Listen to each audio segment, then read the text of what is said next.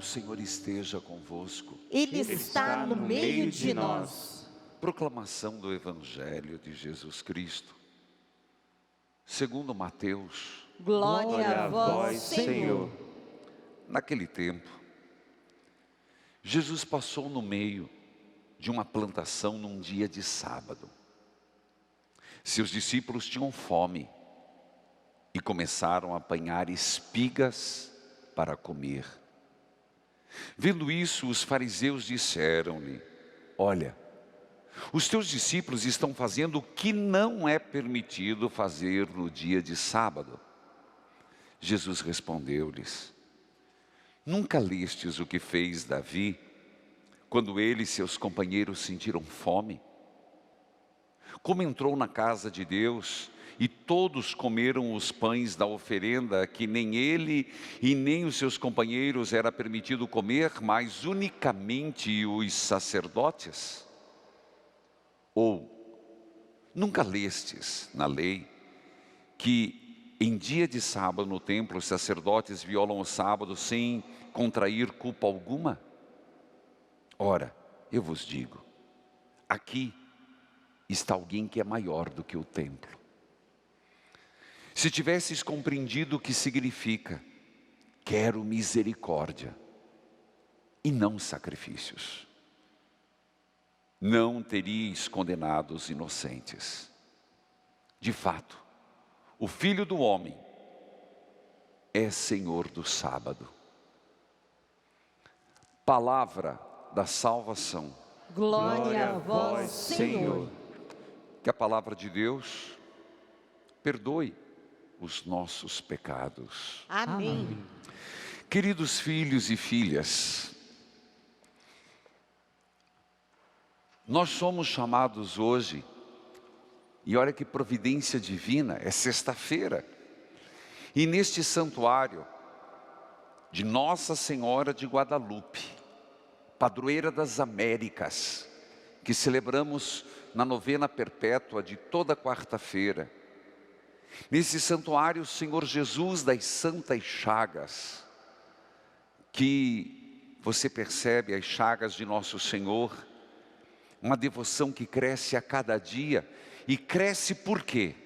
Porque o padre prega? Não. Cresce por quê? Por causa da imagem? Não.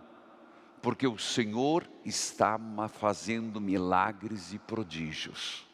Cresce a devoção das Santas Chagas, porque é surpreendente, através dos e-mails, através das mensagens que são deixadas no 0 operadora 41 3221 6060, você escuta testemunho um após outro.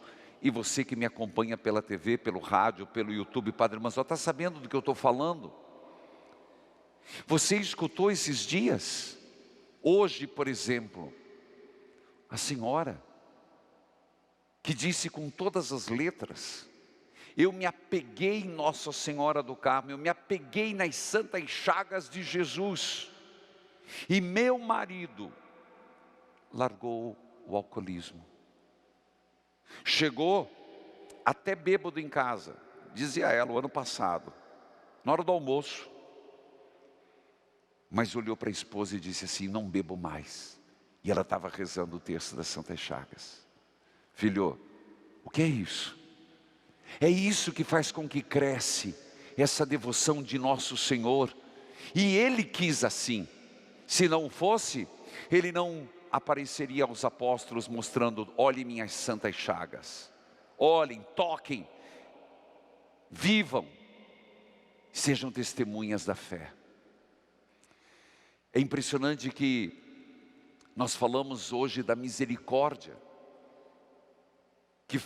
que é exatamente quando nós fazemos a novena, clamando a misericórdia de Jesus. Mas de onde provém a misericórdia de Deus? De onde vem? De Deus, óbvio. Através das chagas do Cristo. Porque o Senhor, Deus, nos olha, Ele olha para a humanidade, eu diria, desculpe falar, merecedora de castigo. Merecedora, se olhar para a humanidade, não é só hoje, Mas o ser humano é meio devasso. O ser humano é meio burro empacado. Vamos ser honestos. Nós estamos, gente, olha o que nós estamos passando, uma pandemia. Nós estamos vivendo uma situação única. E eu não quero, hoje eu pregava no programa Experiência de Deus, nós temos que ser mais reflexivos. E o grande erro é que quando você encontra uma pessoa que está dentro de casa, parece que a pessoa não pode pensar. Você já parou para perceber isso? Se você chega em casa e vê uma pessoa com a televisão desligada, rádio desligado, sentado e pensando, está com depressão, vai tomar fluoxetina. Não, meu filho, reflexivo não quer dizer depressivo. Põe isso na tua cabeça. Falei muito hoje de manhã, reflexão não quer dizer depressão. Exatamente porque o ser humano está pouco reflexivo. Refletir, repensar, porque nós temos pouco essa dimensão do contemplativo, e nós precisamos ser, como cristãos, mais contemplativos. Então é importante que a gente às vezes fique sim, sozinho em casa. Estar sozinho em casa não é ruim. Desligar a televisão não é ruim. Desligar o rádio não é ruim. E de repente você ficar com uma meia luz dentro de casa, padre, mas aí se eu fizer isso eu enlouqueço. Então se você enlouquece é procurar médico. Se você não é capaz de fazer um pouco de silêncio, aí sim você pode procurar médico. Gente, cuidado, nós estamos muito no 220 volts, nós estamos muito elétricos, e aí que entra as angústias, porque não pode sair, não pode ir no mercado, não pode ir na praça, não pode ir no parque, não pode sair na vizinha fazer os seus comentários, aí a pessoa entra, ela pira. Eu diria que a pandemia, ela deveria nos fazer ser mais reflexivos. Eu vou pegar essa linha, eu vou entrar no Evangelho, calma lá. Mas eu queria que você, primeiro, respeitasse às vezes quando a pessoa está em silêncio, dentro de casa. Às vezes tome atitudes como diminuir o volume das coisas. E se você vê tua mãe, ou vê teu pai, ou vê teu filho sentado, às vezes no sofá ou na beira da cama, cuidado se ficar dormindo demais, não é bom. Mas se a pessoa está ali refletindo na cadeira da área, olhando para o nada, olhando para o vazio, não é depressão. Eu tenho medo das pessoas, eu estou falando como padre, estou falando como sacerdote, medo das pessoas que acham que tem que estar sempre em 220. Eu tenho que produzir, eu tenho que fazer, eu tenho que conversar, eu tenho que ter assunto. Às vezes é como é importante marido e mulher estar do lado e os dois estarem pensando devagar, refletir a própria vida. Eu diria que seria uma grande bênção se esse tempo de pandemia nos fizesse desacelerar o pensamento, desacelerar as preocupações, desacelerar o ter que produzir e ser uma pessoa mais contemplativa, reflexiva. Aí, eu quero dizer que faz parte da vida de um cristão, principalmente dos religiosos, mas das pessoas terem o seu momento de meditação. No meu tempo de seminário, nós acordávamos cedo, para mim era uma cruz. Meu Deus, acordar 5 e pouco, mais de 17 anos isso. Essa hora para mim é terrível. Mas a gente tinha meia hora de meditação. Eu diria, quanto tempo você consegue ficar, desculpe usar o termo, parado pensando? E será que os outros deixam? Não deixam, né? O que foi? R$1 pelo teu pensamento.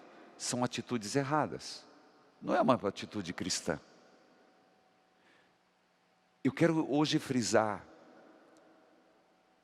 medite um pouco mais, reflita um pouco mais. Por isso que às vezes a igreja é o único lugar. Agora aos poucos, Curitiba está um caso sui generis. Não é único, perdão. Mas é que a gente não esperava estar vivendo isso. Eu tenho impressão, está aventado que durante a semana vai ser permitido missa com o povo reduzido, mas não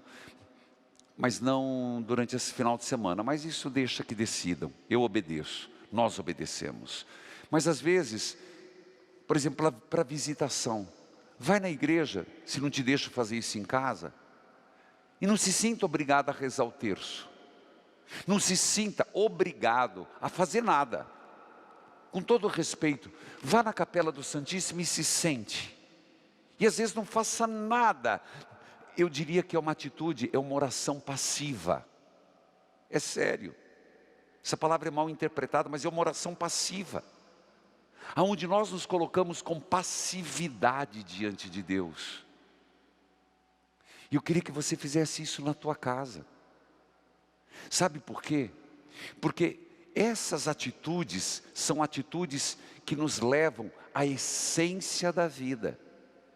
A maturidade, a refletir, a palavra refletir, meditar, a ter-nos nas mãos, a termos-nos nos nossos sentimentos, uma atitude reflexiva. Está aí um tema que eu quero trabalhar. Atitudes reflexivas. Caso contrário, volto a te dizer, nós ficamos pilhados. E hoje os mecanismos são grandes. Você pode perceber uma criança, ela está pilhada. Já não vai na escola. Aí, quem tem um pouquinho de condições, faz um sacrifício, compra nem é PlayStation mais, né? Já tem coisa mais moderna, mas vou usar isso, jogos. E a criança fica ali, pilhada o dia inteiro. Nós estamos entrando nessa. Então, se quer um conselho de padre, quer um conselho, se eu tenho influência, faça o teu orebezinho em casa, teu cantinho de reza, mas não é só no programa do padre, não. Queria que você fizesse isso, às vezes, vai lá na área, vai lá na tua cadeira, senta um pouquinho e fica olhando para o nada.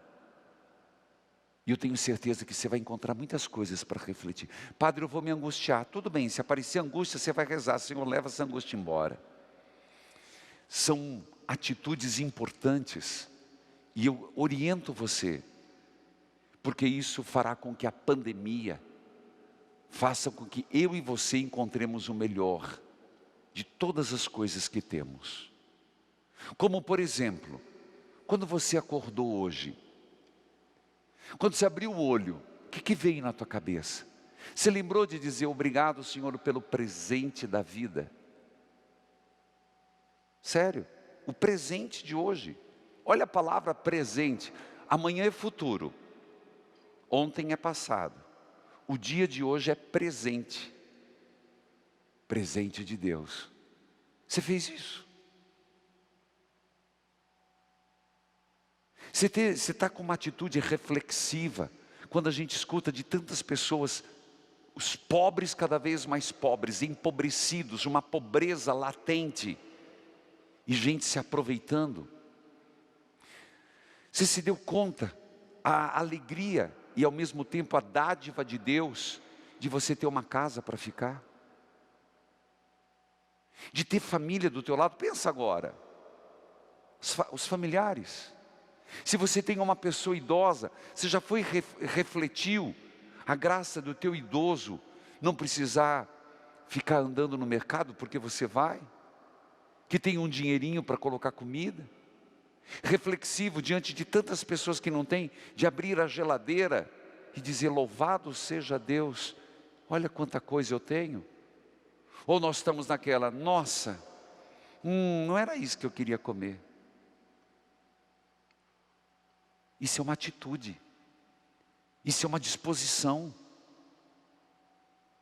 Quando nós nos damos conta do que temos, do que somos, até de nossas fragilidades, nós somos misericordiosos. Ah, entendeu? É o gancho do Evangelho, filho. Não quero sacrifícios, eu quero misericórdia. Mas como pode? De onde vem a palavra misericórdia? Misericórdias. Vem sim, misericórdia, coração. Filhos, Deus é misericórdia. Deus é compaixão. E é só na medida em que nós experimentarmos a misericórdia de Deus, é que nós podemos ser misericordiosos. Mas se eu não dou tempo para ver a misericórdia de Deus, não. Porque nós estamos demais voltados do que não temos, do que queríamos ter, na desgraça que foi 2020. E olha, não quero ser pessimista, eu quero ser reflexivo, não quero ser depressivo. Até o final do ano não vai mudar muita coisa não, meu filho. O normal não será mais como antes. Não se iluda. Não se iluda que daqui a um mês vai estar tudo resolvido. A perspectiva, enquanto não sair a vacina, e isso nós sabemos, eu também vibro a cada notícia, está no estágio 1, estágio 2, estágio 3, estágio 4, tá bom. Mas não se iluda que o Natal vai ser a mesma coisa. Não se iluda que o Carnaval vai ser a mesma coisa, não vai. Não começa a se iludir que vai ter praia para todo mundo, é diferente. Podemos voltar ao normal, mas nunca como antes. Mas isso não é para te fazer depressivo. Isso é para te fazer refletir.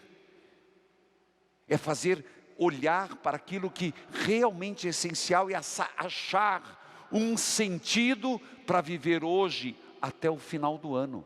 Achar um sentido de vida. Então terá valido alguma coisa.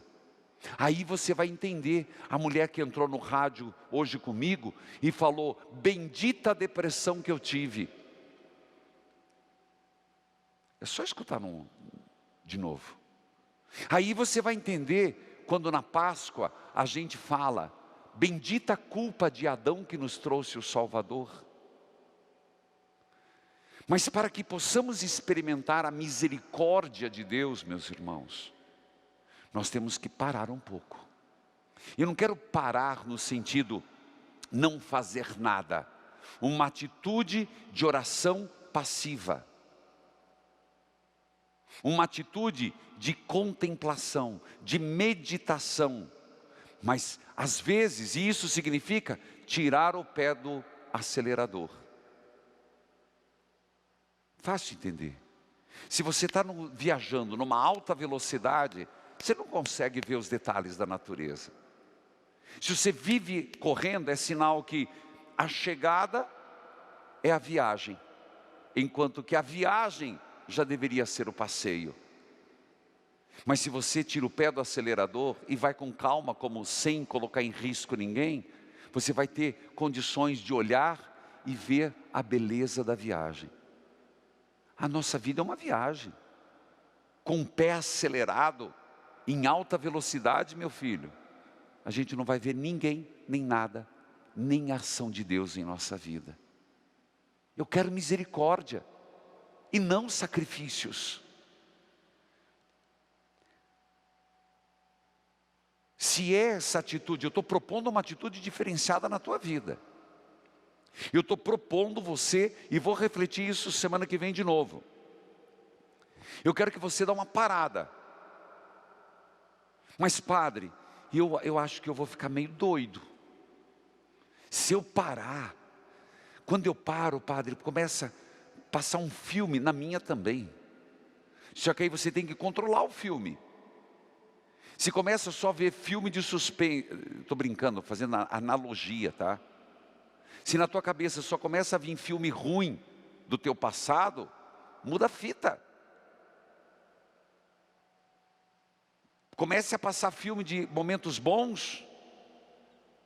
Tem gente que não para, é verdade, não para pensar, porque já disseram para mim, padre, vem aqui uma maquininha e só passa filme lá do passado, das coisas ruins que me aconteceram, das coisas pesadas. Posso dizer, quem bobina o filme é você. Ô diretor, falar em bobinar, né? Coisa de velho. Mas é que assim, eu estou falando para todas as idades. Quem aperta o play lá do YouTube para ver o filme, quem aperta a série, é você. Então escolha a parte da vida que você quer refletir. Ou pelo menos mescle. Misericórdia. A misericórdia, meus irmãos, misericórdia, ela vem de Deus. E posso dizer um pouco mais. A misericórdia é sempre de alguém maior para o menor. Sabia? Sim. É sempre a misericórdia vem de cima. Não no sentido negativo da palavra. Porque Deus é misericordioso, Ele pode transbordar a misericórdia. Então do 2 se faz o 1, do 1 nunca faz o 2. Isso é básico. Você nunca tira do 1 o 2, você tira do 2 o 1. Então Deus é misericordioso, que é o mais. Então Ele nos dá misericórdia. Então o senhor quer dizer que é dos inferiores? Por favor, não é isso. Eu quero dizer que se eu não experimentei do mais, eu nunca poderei oferecer nada. Nunca. E aí o que acontece? Se nós não experimentamos a misericórdia, não seremos misericordiosos. E se não formos por caminho da misericórdia, nós vamos ser legalistas. O Evangelho. Nós vamos cair na legalidade.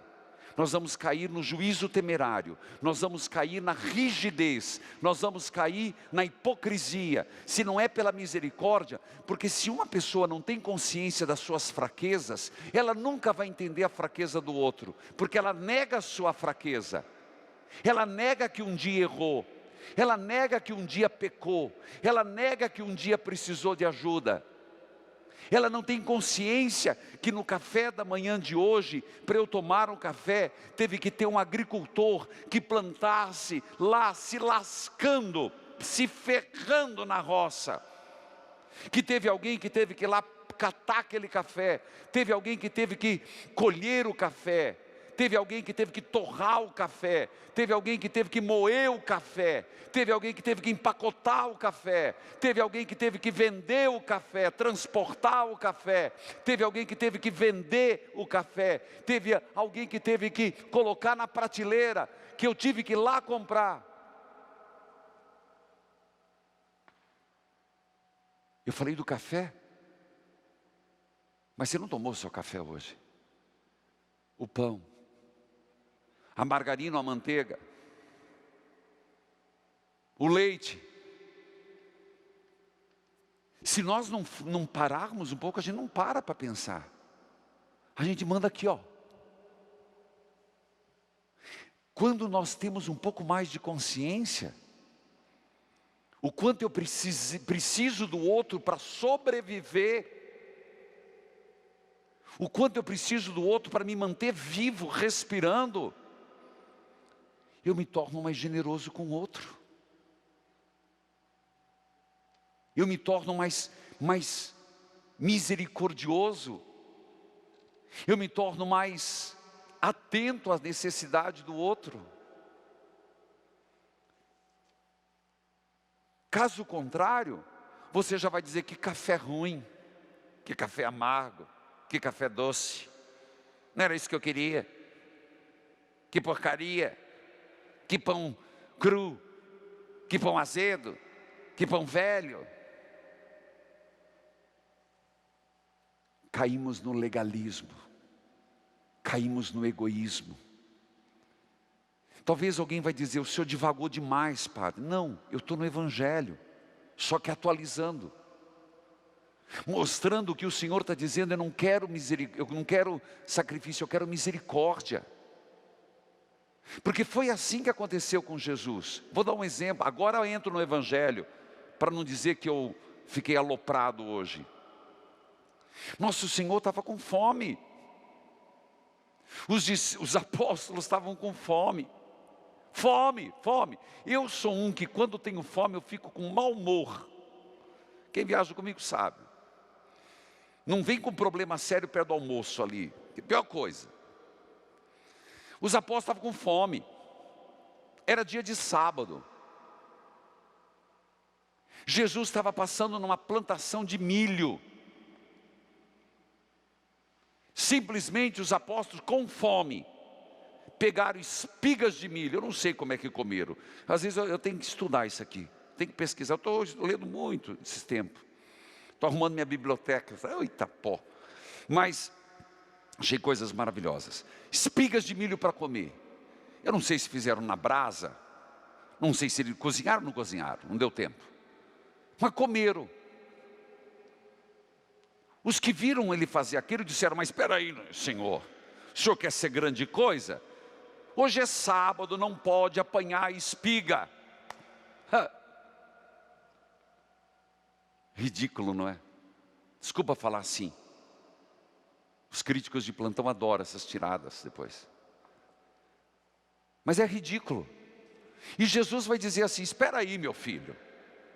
Se eles estão com fome, eu estou no meio da espiga, como que eu vou rezar? Deus, estou com fome, me ajuda.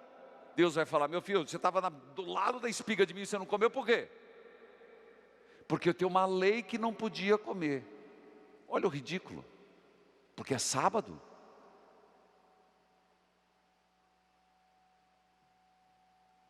Sacrifício pelo sacrifício. Por isso nosso Senhor vai dizer: o Filho do Homem é Senhor do sábado. Ele está dizendo que Ele é mais que a primeira criação. Mas ainda Jesus rebate, dizendo assim: vocês estão criticando meus apóstolos, né? Certamente Jesus comeu também. Mas Ele disse: e vocês esqueceram, vocês valorizam tanto Davi, o perfeito rei de Israel? Mas ele sentiu fome, ele fez até pior do que eu. Eu estava na roça com os meus apóstolos e comemos milho. E ele que entrou no templo e catou os pães dos sacerdotes e comeu tudo. Ele pôde, eu não. Entendeu a misericórdia e o legalismo? Filhos, Jesus hoje nos ensina de uma forma bastante clara que o que é importante para Ele é a misericórdia. Os ritos são importantes, mas não são essenciais. As práticas religiosas são importantes, mas só elas não salvam. O que salva também não é só boas obras. Uma boa obra por uma boa obra não salva ninguém. É uma boa obra em Jesus Cristo, o misericordioso. Louvado seja nosso Senhor Jesus Cristo. Para sempre seja louvado.